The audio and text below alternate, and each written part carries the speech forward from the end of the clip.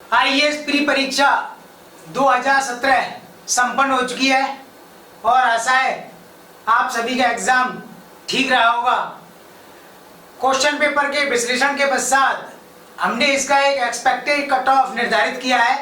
संभावित cut off marks IAS pre परीक्षा 2017 का क्या रहेगा और इस कट ऑफ मार्क्स को निर्धारित करते समय हमने पूरा इसका विश्लेषण किया है कि ऐसा क्यों रह सकता है और आपको इसका कारण भी बताया जाएगा।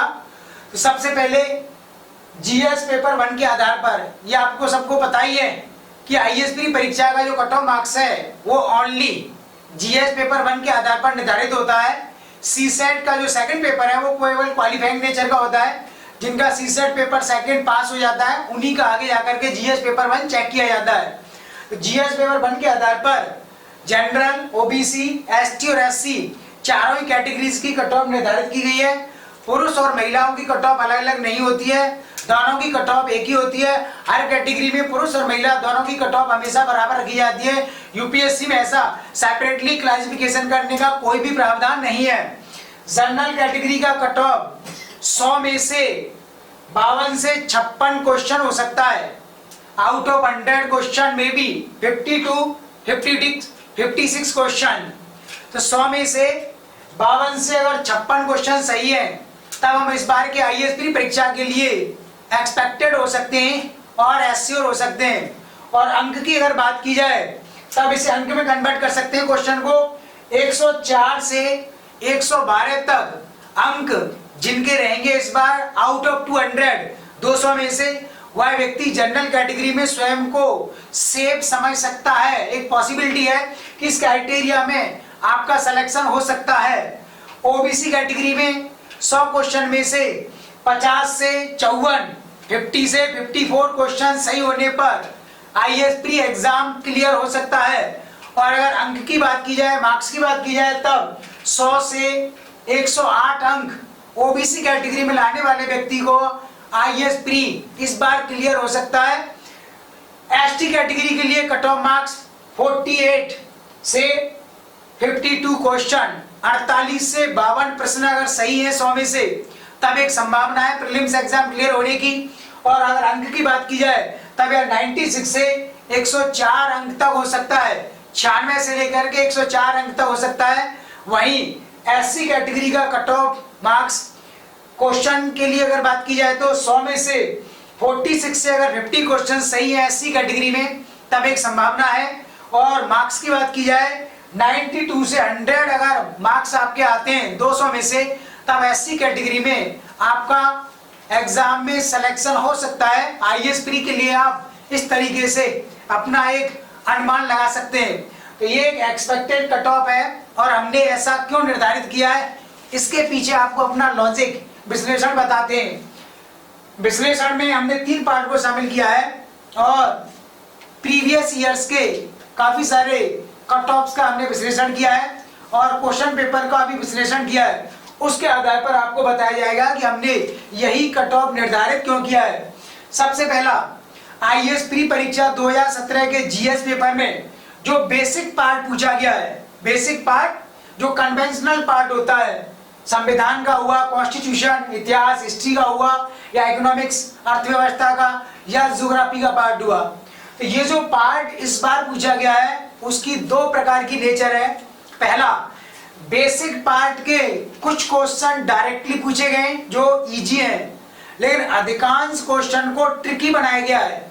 यानी जो इजी क्वेश्चन है बेसिक पार्ट का वो कम है संख्या में और जिन क्वेश्चन को ट्रिकी बनाया गया है उनकी लैंग्वेज को थोड़ा चेंज किया गया है। डेप्थ में जाकर के 1-2 पॉइंट्स एडिशनल उसमें जोड़ा गया है। इसलिए बेसिक पार्ट का क्वेश्चन कंपैरेटिवली थोड़ा सा टफ हो गया है। पिछले साल में अगर आप देखेंगे तब बेसिक पार्ट में इस तरीके से बदलाव नहीं किए गए। जैसे संविधान के क्वेश्चन पर ही बात की जाए तो संविधान में कुछ क्वेश्चन डायरेक्टली पूछे गए कि 42वें संविधान संशोधन के द्वारा कौन सा बदलाव किया गया।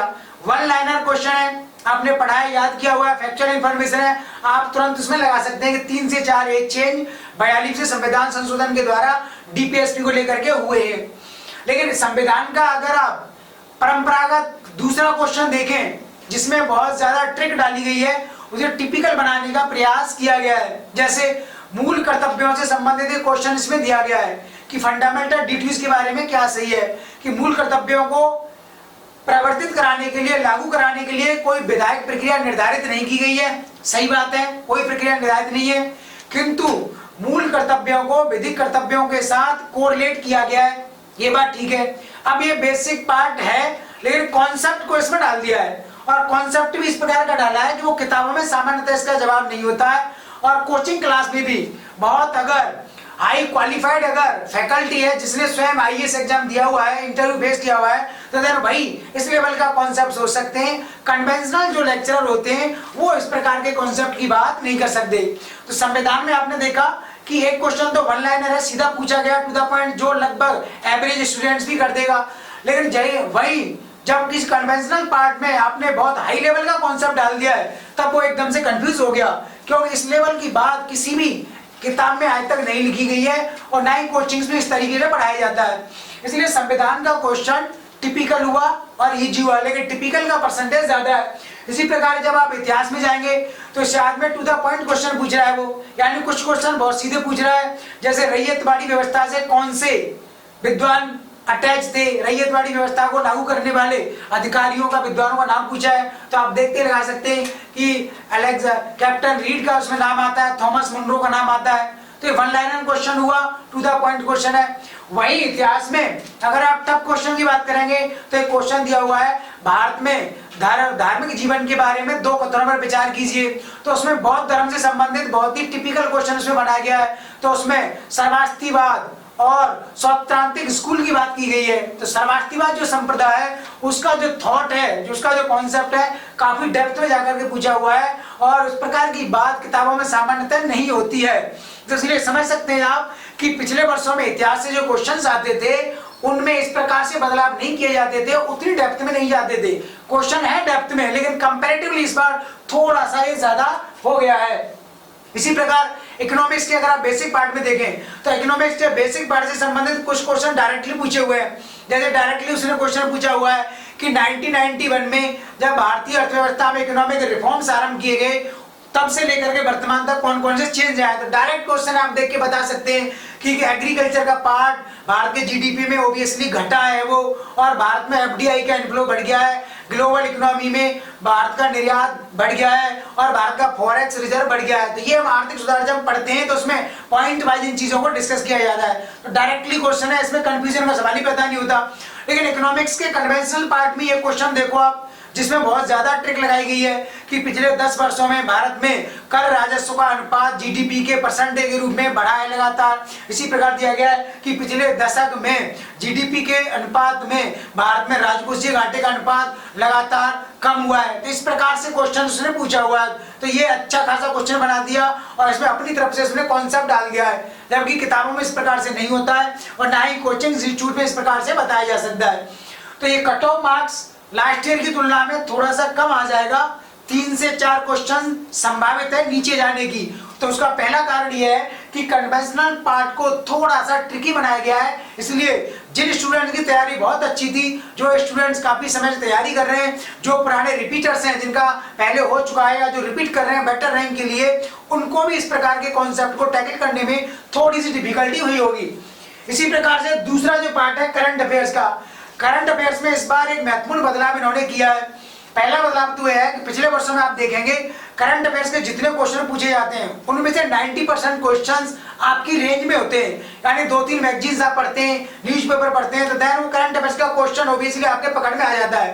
लेकिन इस बार ऐसा किया गया है कि करंट अफेयर्स का 70% क्वेश्चन ही आपकी रेंज में है, बाकी जो 30% क्वेश्चन है वो एकदम आउट ऑफ रेंज चला गया है, वो बहुत रेयर टाइप से पूछा हुआ है। उसने उसके लिए जो चैनल्स आप लोग सर्च करते हैं उन चैनल्स में उसका आंसर है ही नहीं, तो इसलिए करंट अफेयर्स का 30% जो क्वेश्चन है वो आउट ऑफ रेंज चला गया है। और आईएएस प्री परीक्षा में हम पहले से ही कहते थे कि आईएएस प्री परीक्षा के लिए कम से कम 20 महीने का 20 महीने पहले का या 2 वर्ष पहले का करंट अफेयर्स आपको याद करना चाहिए, पढ़ना चाहिए। और इंटरनेट के इतिहास में या यूपीएससी के इतिहास में पहली बार हमने ऐसा किया है कि 20 महीने का करंट अफेयर्स हमने डाला, और वो भी सिस्टमेटिक तरीके से।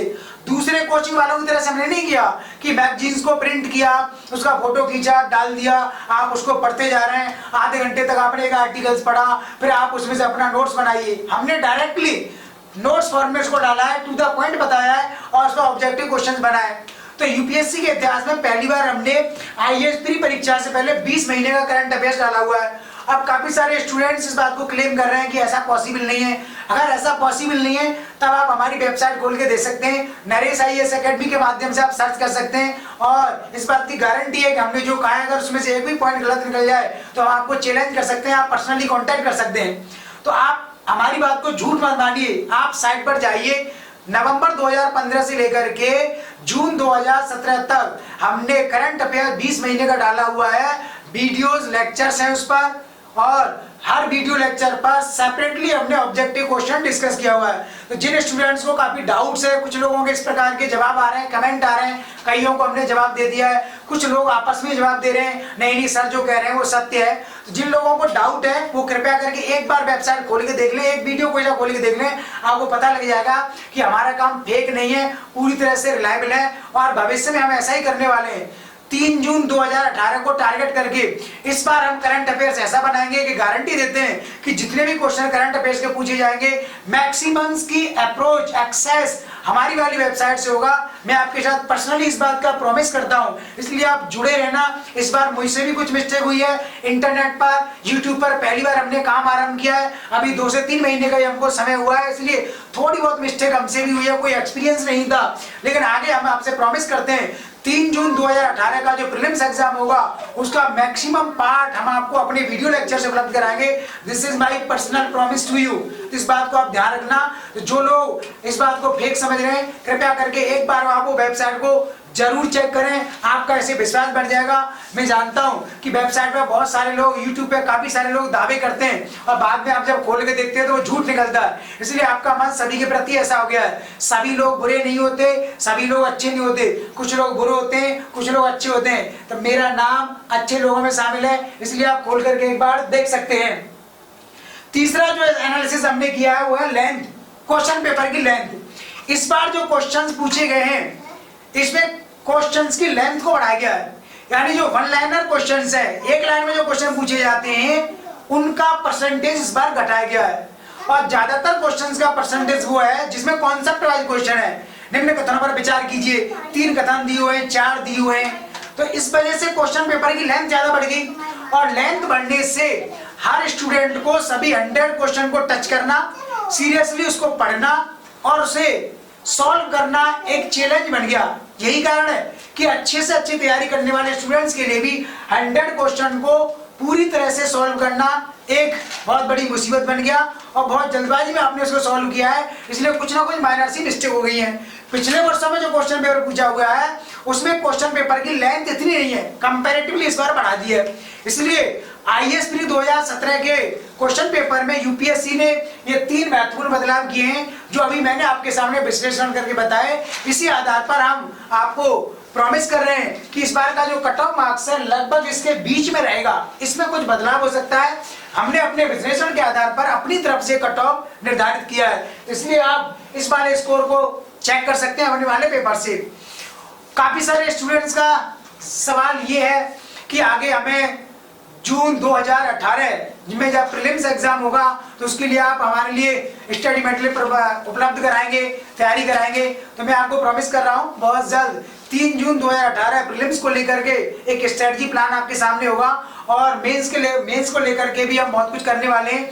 जिन लोगों का इस बार आईएएस प्रीलिम्स क्लियर हो रहा है, 28 अक्टूबर 2017 से आईएएस मेंस शुरू होगा, और उस आईएएस मेंस को टारगेट करके हम बहुत जल्दी अच्छा सारा काम करने वाले हैं। और इसमें हमने डिसाइड किया है कि आपको आईएएस के मेंस के जो 9 पेपर्स होते हैं उस पर ओवरऑल स्टडी मटेरियल दिया जाएगा। जिस तरीके से हमने करंट अफेयर्स में काम किया है पूरी तरह से वीडियो लेक्चर्स बनाए जाएंगे।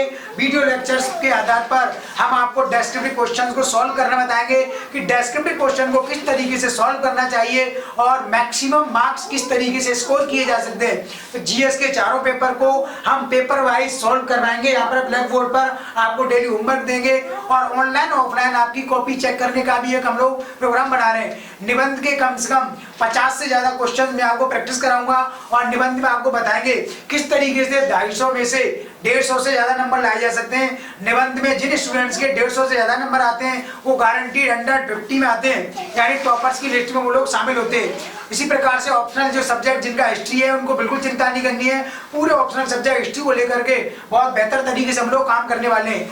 तो इस बार जो लोग आईएएस मेंस देंगे इस कट ऑफ्स के आधार पर आप देख लें, तब उन लोगों को जुड़े रहना है। बहुत जल्द हम अपना पूरा मेंस के अकॉर्डिंग स्ट्रेटजी प्लान आपके सामने लाने वाले हैं। और जो लोग 2018 में एग्जाम देंगे 2019 में देंगे उनके लिए भी हमने एक शॉर्ट टर्म एक स्पेस बनाया है और उसके आधार पर हम लोग काम करने वाले हैं। आप रेगुलर हमारी वेबसाइट को एक्सेस करते रहिए। कुछ लोगों को विश्वास नहीं हो रहा कि ऐसा हो सकता है। करंट अफेयर्स में 66% क्वेश्चन का हमने दावा क्लेम किया है और ये बात सही है। करंट अफेयर्स के लगभग 30 के आसपास क्वेश्चंस हैं। 30 क्वेश्चंस में से 20 क्वेश्चंस हमारे वाले वीडियो से आए हुए हैं। मैंने जो वीडियो में डिस्कस किया हुआ है जिन पर ऑब्जेक्टिव क्वेश्चन बनाए डायरेक्टली इनडायरेक्टली उनको वहां से टच किया गया है और ये पूरी तरह से वास्तविक है, सत्य है, यथार्थ है। इसे आप अपनी तरफ से एक बार क्रॉस चेक कर सकते हैं। Thank you.